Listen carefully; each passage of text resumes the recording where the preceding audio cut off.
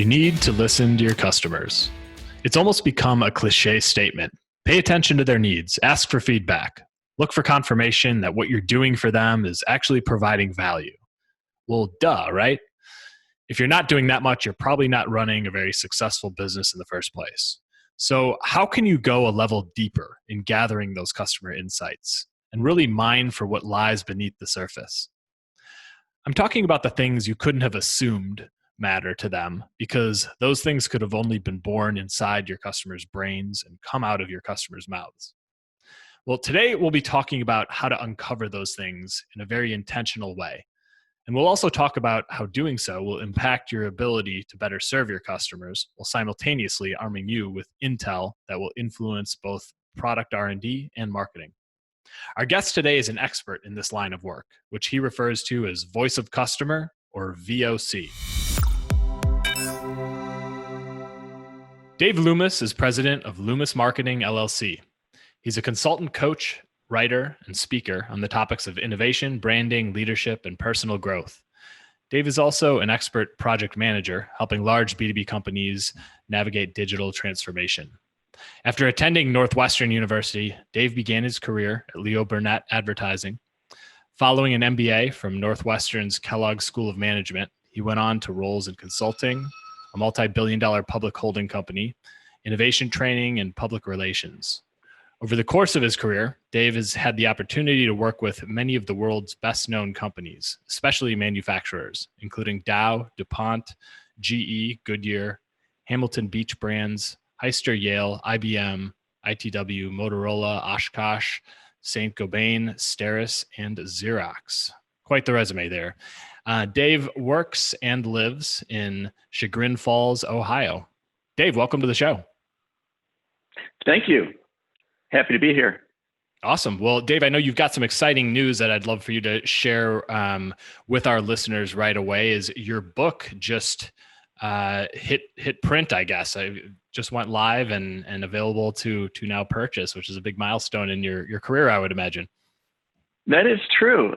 It literally just this last weekend went up on Amazon in ebook and paperback format, and it was a labor of love for sure. Kind of the culmination of a lot of years of thinking through different models and approaches and kind of my own business philosophy. And I felt like it really gelled for me in the last few years, and even especially this year, kind of in the year of COVID. And I think we all had time to do a lot of thinking and planning also. So I was busy work-wise, but also kind of set aside some time to do this project that I've been wanting to do for a long time. So I'm very excited about it. Well, what's the name of the book and what's it about? It's called Marketing is Everything We Do. It's in the backdrop here, but there she is. Marketing is Everything We Do, How Serving Others Brings Success in Business and in Life. And there's a little kind of descriptor at the bottom: inspirational outlooks, practical approaches, useful tools. So it's kind of a combination of personal stories about kind of successes and also things that I've learned the hard way, and some practical tools that I've developed over the years that kind of help people think through kind of a nice, logical, sequential way to think about marketing, especially in the B2B space. So especially for your listeners, very appropriate in terms of the manufacturing world and innovation, new product development, voice of customer, et cetera. That's great. I think something fresh on that topic is awesome right now. So make sure to go check that out. We'll mention it again at the end of the episode. Make sure everybody has a link to it in the show notes as well. So, well, congrats on that. Thank you. Well, Dave, as we get into this episode here, we're going to talk about this topic of voice of customer, or often, just referred to as VOC, which is a topic some people listening may know about. Frankly, I, even as a marketing guy, I heard VOC, and I thought of emissions from paint as we work with, people, companies in the manufacturing space and industrial coatings companies. Exactly. Volatile organic compounds. Yeah, there you go. So you probably run into that all the time, conflicting Google searches and things. But, I think most companies, when they think of VOC, whether they know or don't know what that means, which I'm going to have you clarify in just a second, they think they're maybe doing VOC work by just having conversations with customers. And it's, doing it right, as I've learned from reading things that you have written and a couple conversations we've had, it's deeper. It goes deeper than that. And there's a lot more to it, which is why I've got you here to sort of break it down today. So could you start by defining what exactly voice of customer means, and also tell us how it's different from just conducting ordinary customer conversations? Yeah, great question. I think that, as you suggested, most companies out there and most leaders of those companies are under the impression that they're doing voice of customer work. The reason why everyone has that impression is because they're in contact with their customers all the time.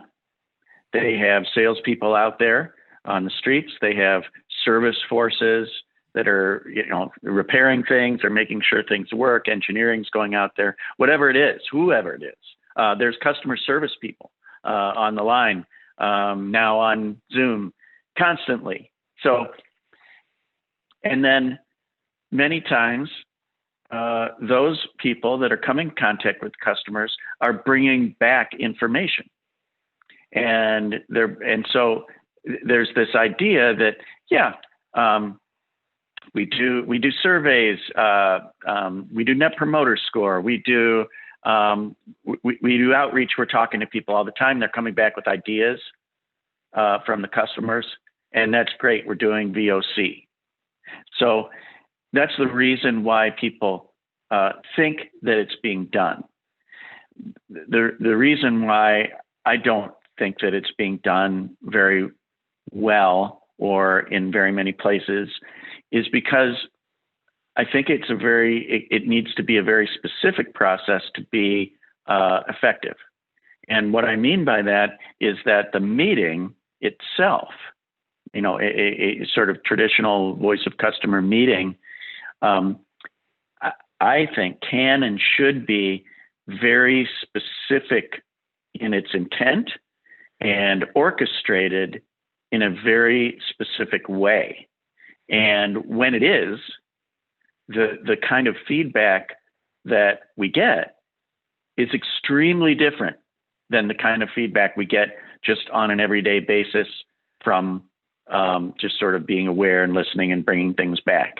Very, very different. And I think it can be the difference between maybe little incremental improvements and therefore incremental share gain and real innovation, breakthrough innovation, disruption, or even small things that can just make a difference in your business and differentiate you from competition. That in that orchestrated meeting, which I can tell you more about, that's where these little gems can come out. So what I'm hearing from you is that there is an intentional process that should be put in play here, rather than just keeping your ears open and picking up little nuggets here and there in the course of your daily work with your customers. And if that's, I see you nodding, is that, if that's the case, is there a magic recipe for doing VOC effectively, or is there a, you mentioned the meeting, what does that look like? Tell our listeners what it looks like to, schedule a VOC meeting the way it should be done, how that plays out, what information you're trying to gather in that setting. Yeah. Usually when somebody asks me something about, is there a magic recipe for almost anything, my answer is usually no. And then, there's some long conversation about the, sort of subtleties of this and that? I think my answer is yes. I think there is a magic recipe, to be honest. It's not even rocket. It's not rocket science either. I think you need to make an appointment with your customers, and it can be for an hour, hour and a half in person when we get back to meeting in person, but can be done very easily over Zoom or WebEx or remotely. And the meeting is set up as discovery in a very specific way, and saying, hey, we are doing some voice of customer work discovery, but it's going to be different than what you might be expecting. This is you, the manufacturer, speaking to your customer. So you say, look, we promise not to sell in this meeting, and we promise not to solve. We're going to have a few people. We're going to have somebody from marketing, a technical person, perhaps our relationship manager, our salesperson there, but we promise not to sell or solve. And we promise not to go down a list of questions that we have prepared about what we think might be issues you're having. It's going to be completely open-ended, and we're going to give you a chance to talk about what you want to talk about. Now, the topic should be fairly focused. So I would say that you want to pick sort of an application segment. So instead of saying, oh, I'm just going to talk to my big customers, wherever they are, or this region, or what have you, say, oh, I'm going to talk to my customers that are using our product in this particular way, because they're going to have similar issues. So if you're going to be talking to one of them, you're explicit with them when you start the meeting that this is what we're going to be talking about, and we're going to be talking about problems that you're having with blank. And then from then it's open-ended. You're saying, so tell us about issues that you're having or challenges that you're having. It could be anything. It could be anything having to do with the beginning, middle, or end of the process. It could be anything having to do with the product itself, or even the buying process, or it's up to you. What's the issue? You talk to them, they answer. You can't predict what any of these issues are really going to be. And then something I can talk about a little bit later or more, if you're interested, is what you're looking for when they bring up a problem. You're going to be looking for the outcome, the desired outcome that they're after. And the reason why we're looking for that is that you're going to hear a lot of ideas, like I said before, from customers. We all get them. You should do this. You should do this. You should add this. You should add this button on the front. You should, increase the horsepower. You should do whatever. The reason they're suggesting that is because they want an outcome. They want whatever you're providing to do something a little differently for them, or to have a different outcome. You want to understand that outcome. You want to make note of their idea of how to accomplish it, but it's your business. We're the experts, right, in how to do that. And so in a lot of ways, we're interested in what the customer has to suggest, but that might not be the way that we end up solving it. And so we don't want their idea necessarily. We want their desired outcome. Well, like you and I are as marketing consultants, it's our job to be the expert practitioner, right? Just as you don't go into your doctor's office and say, I'm having this problem, here's what I want you to do. You go there because, that he or she can help you solve that problem, but they also have the expertise to evaluate and prescribe and make sure that what they prescribe is going to help you reach your desired outcome. So I really like, from that perspective, the approach. And I imagine the benefits of doing this there are many. I'm sitting here thinking about as you're speaking, and I'm thinking, okay, well, one, you can figure out how to better serve this particular customer that you're talking to. Two, you're essentially doing market research, where you're going to start to identify trends about what buyers like this probably actually care about the most, which some of those things I imagine are revealing to you.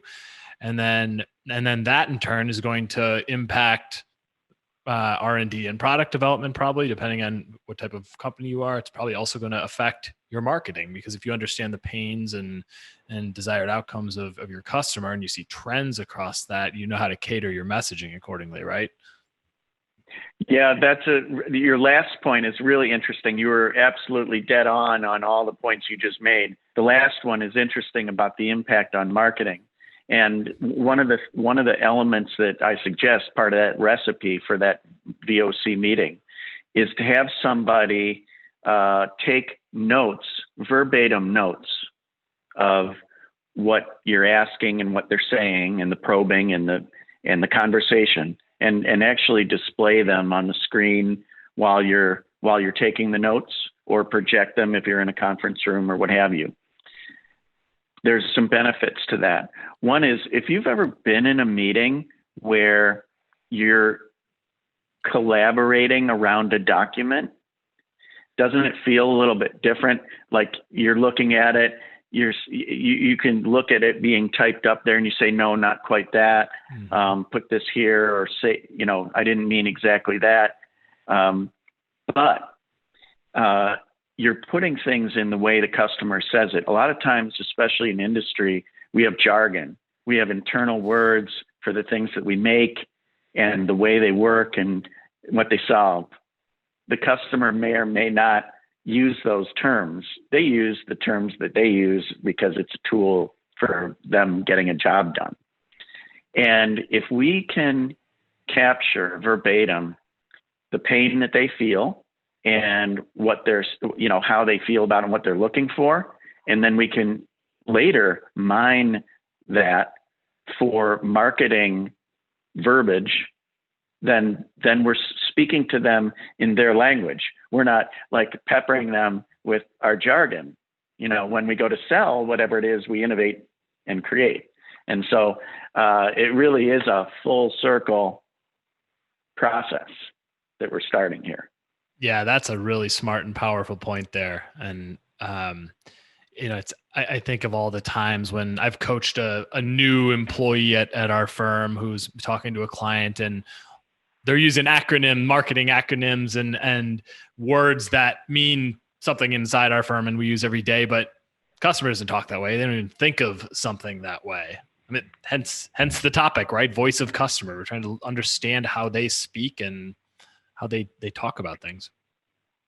Right. They may have their own acronyms, and this comes Sure. up all the time, is that they are speaking to us and they're using some terminology that we might not be familiar with, because they're talking about their process.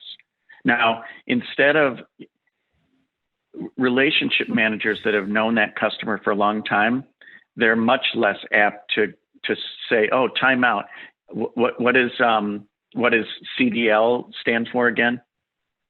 Because they're supposed to know, right? Mm-hmm. And that at least that's the way they feel. But another part of the recipe of VOC is ask. There's no stupid question from us, because what we're doing is we're authentically trying to understand what the issue is, because we want to solve it. Yeah, that's a great point. Dave, who inside of a manufacturing organization, or really a company in general, but knowing that we're speaking to manufacturers here, do you think should be responsible for conducting these VOC conversations? I think that it's a team effort, but part of the recipe is that we have we suggest very, very specific roles for folks that are involved in VOC. So, for example, I think that leadership of the process works best when it depends on your company, what you have in terms of the roles and what you call people. But it's a marketing role or product management or product development role. Somewhere in there, you've got somebody who can learn this process well enough to be the sort of leader or the moderator of the conversation. I'd take somebody from technical side, and I'd take you could take somebody from sales often. A lot of times it's hard to sort of leave those people out because they own the customer relationship and so forth. Somebody other than that moderator can be the note taker during the meeting. And the salesperson, you have to coach this person to be more of an observer, to chime in once in a while, but not to step on the conversation. And the whole part about not selling and not solving is really vital, because when you're asking the customer open-ended questions and you're letting them respond, you're probing and saying, okay, what else? What other problems are you having? You need to do enough of that to get enough sort of out onto the table. But if in the middle of it, they say, well, I'm having a problem with the speed of this machine. And the sales guy chimes in and goes, well, the X39-4 does that right now. And the customer says, oh, really? And then their technical person says, say more about that, because I wasn't aware that. Pretty soon you're in a sales meeting. And then, you're like, oh, okay, sorry, we took up that, 25 minutes or half an hour talking about that. We'll get back to you. The same thing can happen with a technical conversation. Oh, I'd really like to, solve this problem. Things are getting stuck here on this conveyor when it rounds this corner or something. The engineer says, oh, really? What kind of box is, can you, oh, well, what if we did this? What if we put a baffle and blah, blah? Oh, okay, yeah. You're solutioning. You're not discovering. Yeah. So you really need to be disciplined about that. And our brains are probably wired to, default to that way of thinking when we're in sales or we're a technical person. So you do, I understand why you're saying you kind of have to go in there with very clear intentions and have that top of mind, communicate that to the person you're speaking with. Makes sense. Definitely. Dave, is there an example or case study, whether or not you use a real, company name is not important to me, but where you could describe a situation where doing this kind of voice of customer work produced some kind of significant impact on the organization? Definitely. There's a few in the book, but I won't repeat those. Mm-hmm. I'll give you one that is fairly recent and really interesting too, especially for manufacturers. So one of my clients that I help with this voice of customer work is one of the larger companies involved in the sterilization space. So they manufacture equipment and in some parts of the company solutions, and solutions meaning liquid that sterilizes, cleaners, other things. But they also have machinery that does this in hospitals and other all over really in business. One of their divisions is really interesting because they make a product that a lot of people don't know about or have ever heard of, which is it vaporizes hydrogen peroxide to sterilize an entire room or space. So little particles of hydrogen peroxide get put out into a room in a vapor in several hours or overnight. And then literally everything in the entire room is therefore decontaminated. Let's put that as the semi-scientific word. So this is called VHP. There's an acronym for you. And so I helped instruct an internal team that looked exactly like what I just said to you before. There was a marketing person, a technical person, sales. They were involved. And we also talked about segmentation the way I mentioned it, which was application oriented. So instead of just wide net over all the different ways this VHP is used, because we would hear all sorts of different issues, let's concentrate our efforts and focus first on one kind of use case. And this particular use case that I'm thinking of was animal testing labs. So you can imagine that there's what that might be like in research, in universities, research labs, things like that. And the company had some ideas about possible innovations. So everything from product tweaks to product overhauls, new products, things like that, that would, potentially change the game, right? And went in to do this interviewing, like I mentioned, totally open-ended. Okay, no list of questions. Would you like this feature? Would you like this feature? What if we did this? Not that at all. Just literally just the opposite. And they were very surprised because they came out of it not really making any product changes at all. Everybody said, well, we love the product. It's just that it's expensive and we don't have money in our capital budgets on an annual basis to buy something like this. However, if we were able to lease it, if you were able to provide a service and come in and do this decontamination for us, that would accomplish the same thing. Remember the outcomes. The outcome is that they want their room decontaminated. Not, I want a machine to decontaminate. And so by focusing on that outcome and understand it and doing it open-endedly, they never would have predicted. They would have gone in with their list of things to improve, and they would have probably done an ROI, all the numbers, and they probably would have made some changes to the product. But this time they made product changes to service offering, and it's really started a whole wave within that area that has kind of changed the company. Wow, that's a powerful example there, and shows what could have been had they just decided to make assumptions or to rely on that tangential feedback without, as you've described, digging for the desired outcome. You ask the customer sort of, just in one-off situations, what they think they want. They're probably, you're not going to get the full picture. So. No. And also we all do this. We lead the witness.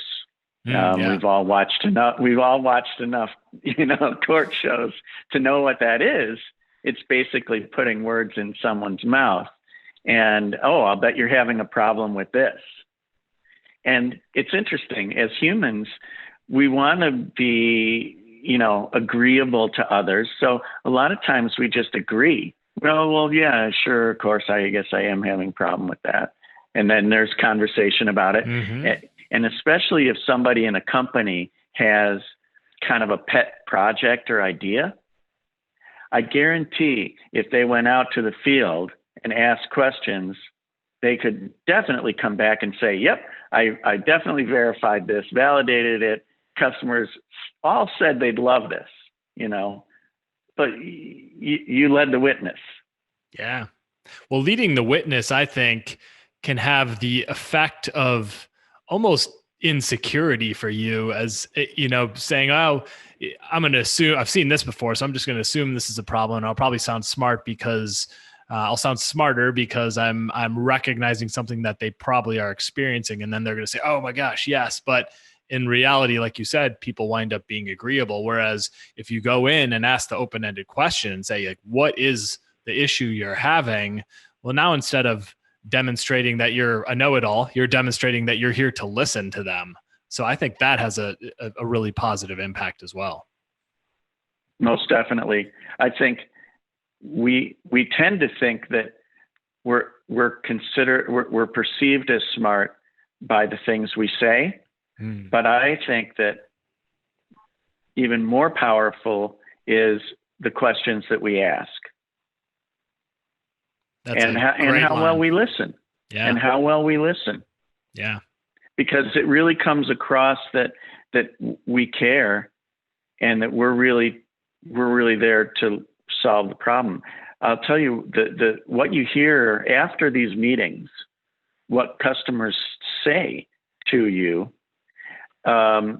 is astounding. I mean, they say, "Oh my God, this was an amazing meeting. We've never had a meeting like this. Someone's finally really listening to us." And I know that sounds completely cliche, like I made it up and it's in a role play video or something like that. But honestly, we hear that all the time. I'd believe it. Well, let's see here, Dave. Shift gears for a second here. Most listeners of this show, being manufacturing people, spend plenty of time at trade shows. Now, 2020, of course, is the exception, as we're sitting here in early December of 2020 recording this.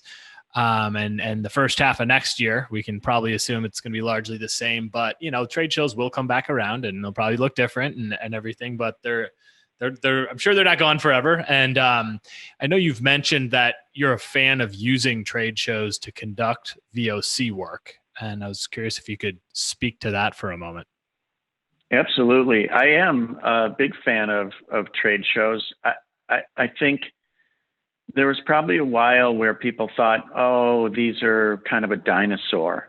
And especially if you're a manufacturer and it's a larger trade show, it's expensive.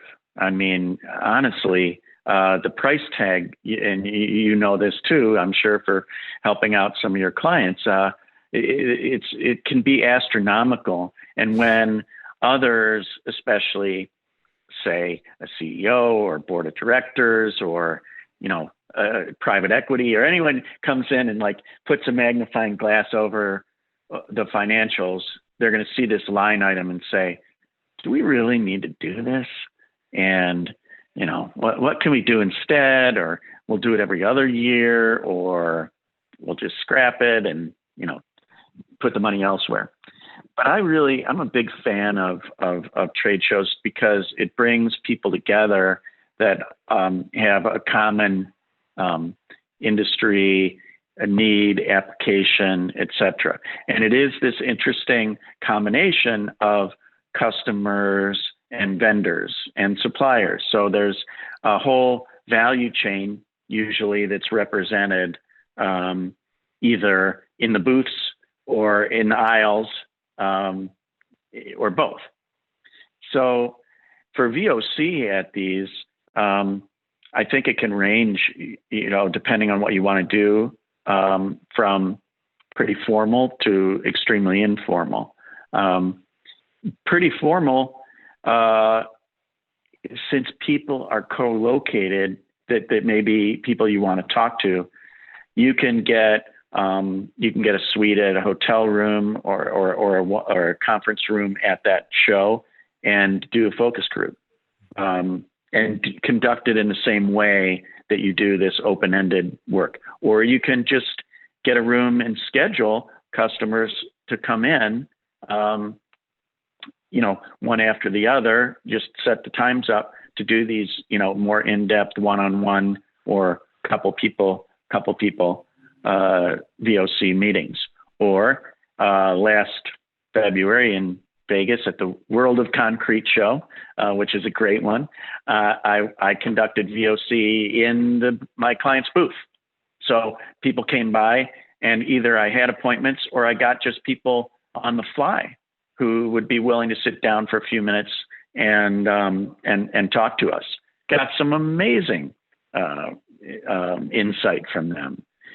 And then finally, another sort of, I think, underutilized kind of approach would be, sometimes your competitors are there, and you can get some good competitor intelligence during trade shows as well, either from those competitor booths or from their competitor customers, and so I've been pretty successful with some of that as well.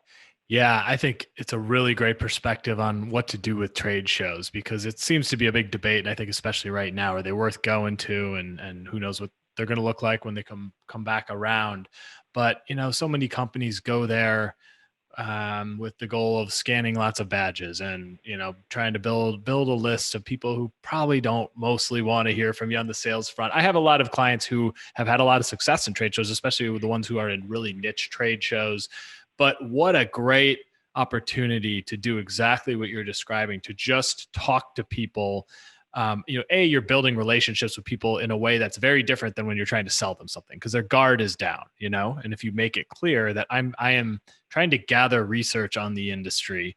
And the other thing you could do, my marketing brain's always on because I'm a marketing guy here, but what a great opportunity for you to create some content with your potential future customers, or at least people who are the peers of your potential future customers, to be able to share these insights. One tangible example I can give you, one of the earliest interviews, I think it was episode 4 or 5 of this podcast, in kind of late summer, was with Danny Gonzalez from Industrial Sage. And they are essentially a video production company that works with the industrial sector. You should go check them out if you're listening and don't know those guys. They're doing really awesome work. But I know they went to Modex last year, and I want to say they filmed like 100 videos or something like that. They came with some professional equipment, which it doesn't have to be that. I mean, geez, your iPhone 11 or 12 or whatever has got an unbelievable camera at this point. So it doesn't, you don't need professional equipment, but they interviewed, and I don't know how long they were. My guess is they probably did a lot of 5 and 10 minute interviews with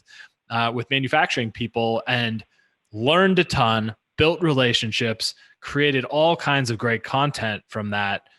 And like they could have just gone, them or you or whoever you are, you can go to a trade show and you can do your normal thing, or you can do that too and walk away with so much more.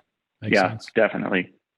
Well, Dave, what actionable things should a manufacturing leader who's sitting here listening right now thinking, oh man, I gotta get some of this stuff in motion here and start doing voice of customer work the right way? Where can they start? What can they do? I think starting is the most important thing. You can plan forever and think about it, but I'm a big believer in sort of the lean startup approach, or design thinking and learning by doing, and just knowing that you're not going to be perfect right off the bat, but you're going to get better at it. So you dip your toe in the water and you just do it. It's sort of the Nike mantra. And so how do you just start? I think there's a temptation for companies when they start their VOC work to think, oh, okay, this is supposed to generate, organic growth and innovation. So we're going to go after like new products in new markets. But my recommendation is actually to go after your best customers that know you the best for your, heart of the line products, and try this process there first. Now, the pushback that you're going to get, especially from sales, is we know them. We know them. We know everything about them. We've been with them for years. We're not going to learn anything new. They've told us we know everything about their problems. Just ignore that. Pretend like, just say, okay, well, that's fine, but we're doing it anyway. Because I guarantee 100% there will be new things that come out that you never would have predicted. It just always happens every time you do one of these. And so now to prepare for it, which is, you asked about actionable steps. I mean, there's training on this. One that I kind of utilize is called New Product Blueprinting. You can Google that, and there's that methodology, which is great. There's other reading that you can do about outcome-driven innovation from there's a company called Stratagen that is run by a guy named Tony Olwick that has written some books on this. One of them called Jobs to be Done, I think, is downloadable for free from their website. So there's lots of resources. You can kind of just get better informed, and find this person, this leader, this moderator, you know who that person probably is in your company. So they're probably in, like, as I said, marketing or product management, product development, and they're probably extroverted. They're not going to be shy about asking questions to customers. They don't have to already be customer facing though. They don't have, I've seen some of the best people at this, and they've never been in front of customers before, but you put them in front of customers and it's actually perfect because they can kind of play dumb about asking some of those things that others would assume are sort of stupid questions. But they're excellent in the probing and the open-ended questioning, and it really is effective. So I would say, actionable. Do some reading. If you want to get some training for a handful of people, and really just do it. Just start. Learn by doing. Great advice. And I love that you included some actual resources in there too. We'll make sure to link to those in the show notes. So, well, Dave, man, this was an awesome conversation. I love these ones where I feel like I'm learning something on the spot. And if that's the case, I'm sure our listeners are probably thinking the same thing. So really appreciate you doing this. Pleasure. Loved it. Cool. Well, tell our audience how they can get in touch with you, where they can learn more about you and Loomis Marketing, as well as your new book. Yeah, absolutely. So there's a website for Loomis Marketing. It's at loomismarketing.com, Loomis marketing. And I'm at dave@loomismarketing.com. Anybody can feel free to email me at any time with Q&A, whatever. The book is about serving others, because my philosophy about business is that's why we're in business, and the most successful companies, really, that's what they do. And I'm like that myself too. So, feel free to reach out. I love, just kind of talking to people and learning things, and I share what I know and resources and networks and things like that. As far as the book, it's up on Amazon now in the Kindle edition. If you want to have a different e-reader, you get the Kindle app for that. And then there's a paperback version, the one I held up earlier. I had a lot of fun with it. I think I look forward to feedback. If it is helpful to people, that would be great. Beautiful. Well, I'd like to say thank you once again to our sponsor, Cadenas Part Solutions, for helping make this episode possible. And Dave, thanks again for taking the time to join me today. You are very welcome.